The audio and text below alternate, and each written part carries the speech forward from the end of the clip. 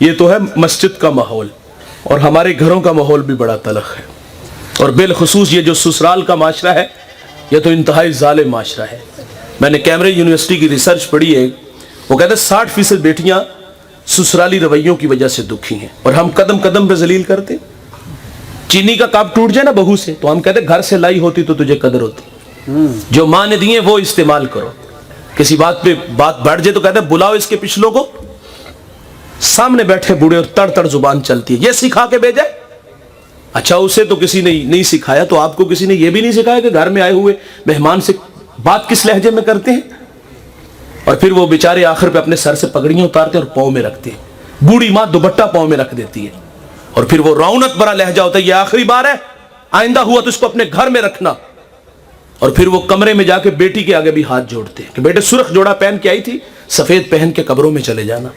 وہ بھی کہتی ہے یہ کیسے ماں باپ ہے، کبھی میں گھر کی رونق تھی، جگر کا ٹکڑا تھا، اور آج یہ مجھے یہاں مرنے کی دعوت دے رہے ہیں، مجبور کر رہے ہیں مجھے، انہوں نے مجھے مارا ہے اور میرے سامنے انہیں بھی رسوا کیا ہے، یہ کیسے ماں باپ ہیں؟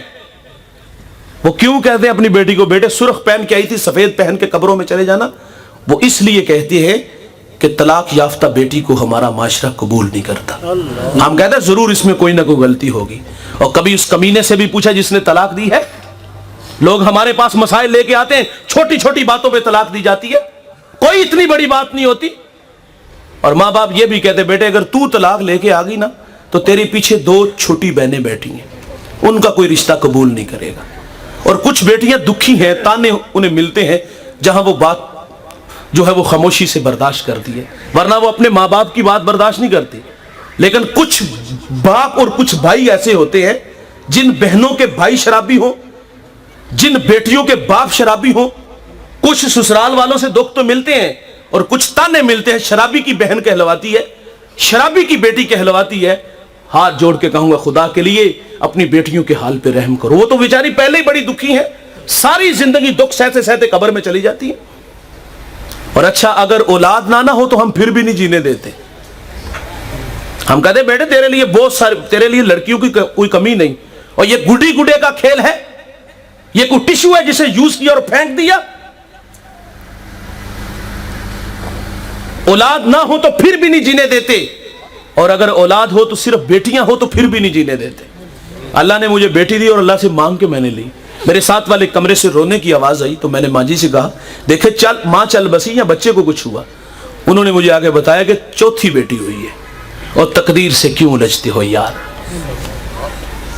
کچھ دیکھو زندگی میں نشیب و فراز ہے، خوشی غم ہے، اور کاروبار میں نقصان نفع ہے۔ اگر کوئی بہو ہمارے گھر میں آ جائے نا تو نقصان ہونا تو ہم اس کے کھاتے میں ڈال دیتے ہیں، یہ منحوس آئی ہے ہمارے گھر میں، اور اس وجہ سے بھی بچیوں کو طلاق ہوتی ہے، ہم نے دیکھی ہے۔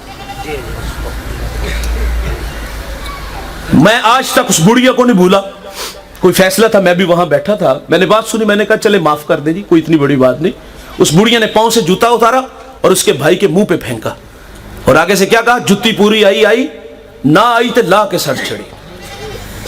کوئی مرد بات کرتا تو یہ بھی جہالت ہی تھی، لیکن دکھ اس بات کا ہوا کہ ایک عورت کے بارے میں کہہ رہی ہے، اس کے گھر میں بھی تو بیٹیاں، یہ بھی تو کسی کی عورت ہے۔ میرے کریم آقا عورت کو عزت دیتے ہیں۔ سیدہ خدیجہ رضی اللہ تعالیٰ عنہ عرض کرتی فرماتی بیٹے فاطمہ جاؤ حضور سے کہو کہ وحی کے وقت جو چادر آپ کے کندھوں پہ ہوتی تھی وہ مجھے عطا فرما دے۔ آ کے عرض کیا تو حضور فرماتے جاؤ امی سے پوچھو چادر کرنی کیا ہے، اور پیچھے پیچھے سرکار بھی تشریف لے آئے۔ فرمایا چادر کیا کرنی ہے؟ عرض کی حضور بطور برکت کفن کے لیے ساتھ لے جانا چاہتی ہوں۔ حضور فرماتے آپ چادر مانگ رہے ہو، اگر میرے جسم کی جلد مانگتے تو میں محمد تمہیں وہ بھی اتار کے دے دیتا۔ حضور تو عزت دے رہے ہیں۔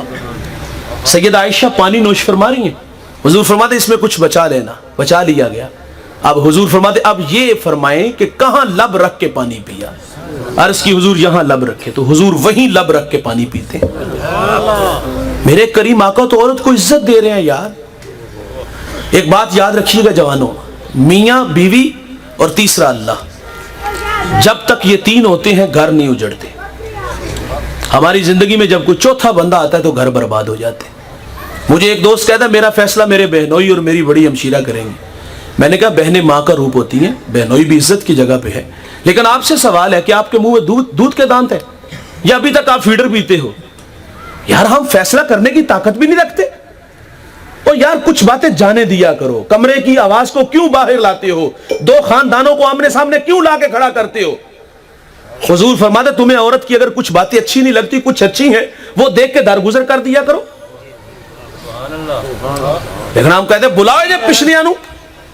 میرے نبی فرماتے تمہارے 3 باپ ہیں، ایک جس نے جنم دیا، ایک جس نے تعلیم دی، اور تیسرا جس نے تجھے بیٹی دی.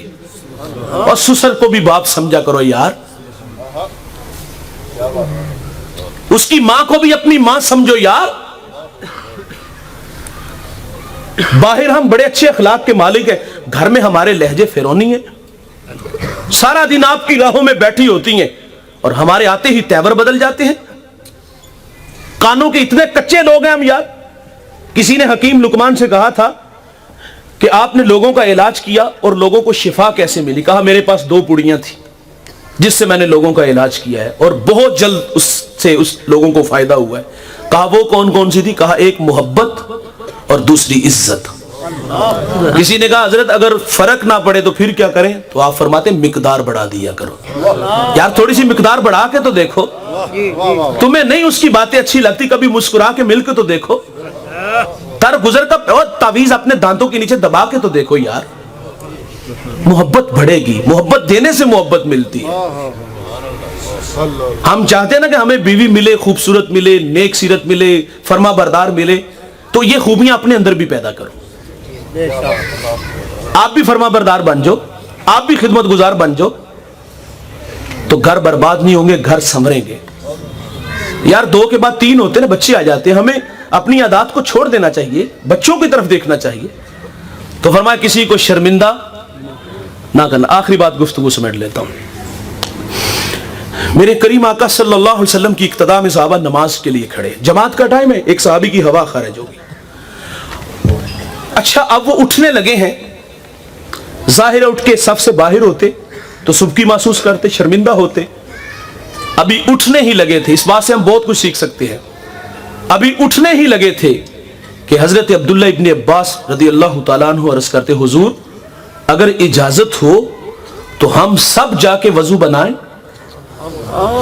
اب کیا خبر کہ کس کی ہوا خارج ہوئی ہے، شرمندہ ہی نہیں ہونے دیا. تو دوستو اپنے رویوں میں حسن پیدا کرو. جس قدر اخلاق اچھے ہوں گے اللہ کے ہاں عزت توقیر بڑھے گی. تیرا اخلاق دیتا ہے پتہ تیری بلندی کا، تیرا یہ جھک کے ملنا کہہ رہا ہے آسماں تو.